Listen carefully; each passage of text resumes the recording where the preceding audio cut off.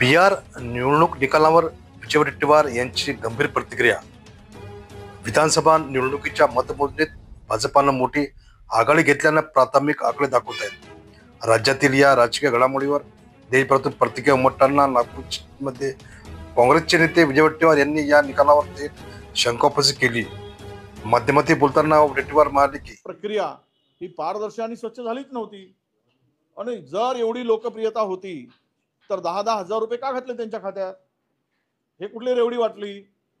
आणि याचा सगळा आता पैसे निवडणुकीच्या सरकारी तिजोरीची लूट करून निवडणुकीमध्ये रेवडी वाटून जर निवडणुकांचा निकाल अशा पद्धतीने फिरवला जात असेल, मतदार याद्यामध्ये घोळ करून निवडणूक निकाल फिरवले जात असतील तर 90% निकाल येणारच. हे सगळं काही देशामध्ये चाललेलं आहे. हे पारदर्शी काही होत नाही आहे. त्यामुळे अशा प्रकारचे हे निकाल उद्याच्या लोकशाहीला धोका पोहोचवणारे आहेत.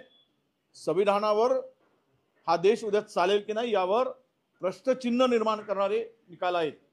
तुम्ही काही म्हणालात तरी ज्या पद्धतीनं राहुलजी गांधींच्या सभांना, तेजस्वीच्या सभांना लाख लोकसभांना येत होते, प्रचंड जनसागर उसळत होता, आणि हे निकाल कसे येऊ शकतात?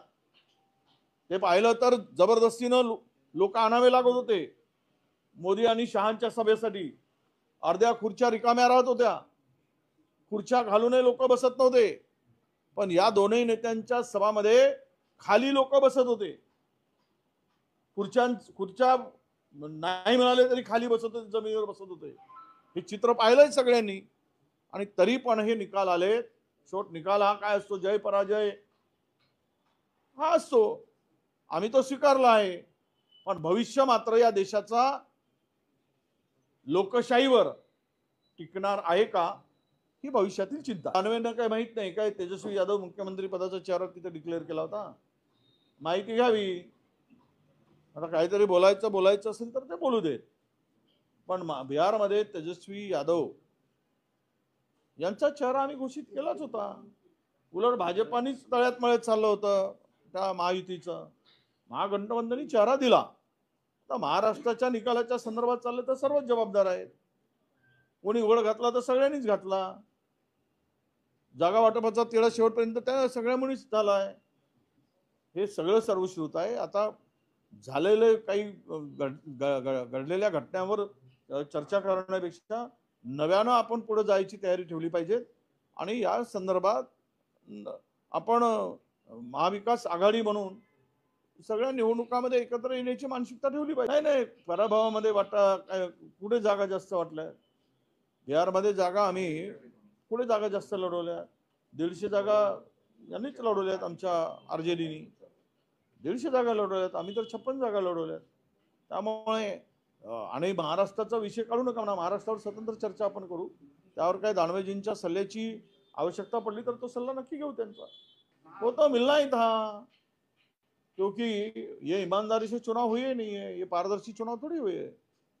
जो SIR लगाकर 72 लाख वोटर्स का नाम निकाल दिया गया.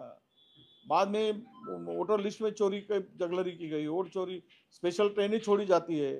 कुछ शिफ्टिंग करने के लिए कुछ वोटर्स ऐसे बनाए गए कि हर राज्य में चुनाव होता है तब वो वहां पहुंच जाते. ऐसे 40 लाख वोटर्स है पूरे देश में बनाए गए भाजपा ने कि ट्रेन भर भर के. अब बिहार हो गया तो अभी उनका काम शुरू हो जाएगा कर्नाटक के लिए. वहां से फिर वो कर्नाटक आ जाएंगे, वहां पे चुनाव के लिए काम चालू हो जाएगा. वो वोट शिफ्टिंग का से वजह से ये चुनाव में कोई चुनाव हारेंगे नहीं, चुनाव जीतेंगे. ऐसे कैसे आता है कि 101 जगह जीतने के बाद में 86 जगह मिलती है? 90% निकाल कैसे आता है? तो इतना बड़ा पॉपुलर थी ये पार्टी, तो 10-10 हजार की विदागी क्यों देनी पड़ी? 10-10 हजार का रेवड़ी क्यों बांटनी पड़ी? अगर तुम्हारा काम था तो ये था. तो ये आप महिलाओं को चुनाव आया कि सरकारी तिजोरी की लूट करके सरकारी तिजोरी से पैसे बांटना और चुनाव जीतना, ये नया फंडा अभी भाजपा ने शुरू किया है. यही दिख रहा है. महाराष्ट्र में भी 4-4 महीने के पैसे एक साथ में 5 महीने के 7,500 रुपये डाल दिया गया उनके अकाउंट में. वहां पे 10,000 रुपये उनके महिलाओं के अकाउंट में डाल दिया. वहां का अर्निंग जो है, दरडोई उत्पन्न जो जिसको कहते हैं per annum income, per capita income, वो तो बहुत ही कम है. तो उसको 10,000 मिल गए तो बहुत ज्यादा मिल गए. अगर ये सब करके चुनाव जीतने का अगर होता है तो मुझे लगता है कि ये देश में डेमोक्रेसी बचेगी नहीं। ये देश आगे चलकर किस रास्ते पर जाएगा, वो सब टारगेट करके क्या है। बिहार में ये चुनावी जब ईमानदारी से नहीं हुए, पारदर्शी चुनाव नहीं हुए, अगर ये गोलमाल करके चुनाव जीतते तो सीट मिलने का सवाल कहाँ आता है। चाहे कम हो या ज्यादा, वो सब उनको जाना है। वो बराबर टारगेट करके बैठे 80%, 90%। महाराष्ट्र में 146 जगह लड़े, 132 जगह चुन के आए। वो काफी क्यों बचा के रखे मुझे नहीं पता। 146 भी जीत सकते थे, दिखाने के लिए तो 8-10 कम करना पड़ता है। उन्होंने वहां पे भी वही किया, 14 सीट कम बताए, 15 सीट, 101 जगह कॉन्टेस्ट किए, 86 जीत गए। तो ये सब कुछ चल रहा है। जब इसका ब्लास्ट होगा तो लोगों को अपने आंखें तब खुलेंगी। नाही ते स्वतःवरही खापर फोडले आहे, तीनही पक्षाला खापर फोडले आहे। हे तीनही पक्षाची जबाबदारी आहे वेळेवर जागा वाटप करणं, निवडणुकीच्या पर्यंत वाट न बघता, आचारसंहितेची वाट न बघता। बऱ्याच बैठका झाल्या, अनेक जण त्यावेळेस बैठकीतून उठून गेले, त्याचं नाव आम्हाला घ्यायचं नाही। त्यामुळे या सगळ्यामध्ये जागेच्या वाटपामध्ये काही फार अंतर नव्हता, त्यामुळे सांगण्याची गरज नाही।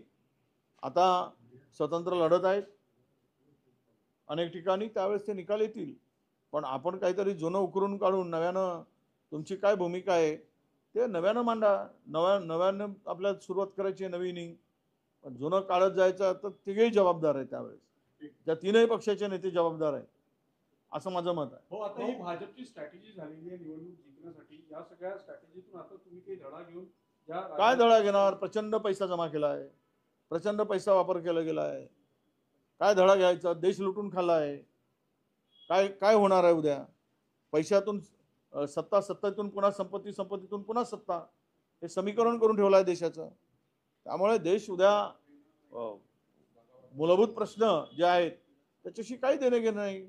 जे मूलभूत प्रश्न आहेत, जे विकासाचे प्रश्न आहेत, जनतेच्या हिताचे प्रश्न आहेत, गरिबी सातत्यानं वाढते आहे, बेरोजगारी वाढते, काही विषय देणं घेणं नाही आहे। केवळ एकच, निवडणुका जिंकण्यासाठी वाटेल ते, आणि ते वाटेल ते करतात, निवडणुका जिंकतात।